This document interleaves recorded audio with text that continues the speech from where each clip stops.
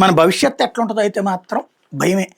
మన వరకు పర్లేదు, మన ముందోళ్ళు సూపర్, అంతకు ముందోళ్ళు సూపర్ సూపర్, మన ముందోళ్ళ వరకు సూపర్, మన దగ్గరకు వచ్చేటప్పుడు పర్లేదు, తర్వాత వాళ్ళ జీవితం వామ్మో అనుకోవాలి.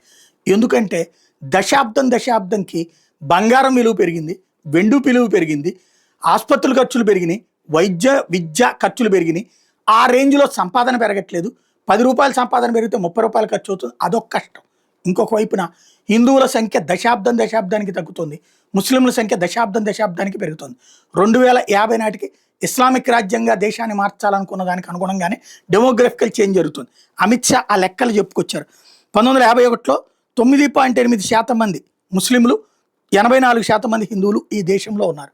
అంటే దేశ విభజన తర్వాత, దేశ స్వతంత్రం తర్వాతన మన రాజ్యాంగం రాసుకున్నది 1950 జనవరి 26 అయితే 51 లెక్క, ఫస్ట్ జనాభా లెక్క ప్రకారం 84% మంది హిందువులు, 9.8% మంది ముస్లింలు. 71 అంటే 20 ఏళ్ల తర్వాత చూస్తే హిందువులు 82% పడిపోయారు, ముస్లింలు 11% పెరిగారు. 91కి వచ్చేటప్పుడు అంటే ఇంకో 20 ఏళ్ల తర్వాత చూస్తే హిందువులు 81% తగ్గారు, ముస్లింలు 12% పెరిగారు. 2011 అంటే మొన్నటి లెక్కలు చూసుకుంటే ఇంకా 21 రాలా, 2011 లెక్కలు చూసుకుంటే 79% పడిపోయారు.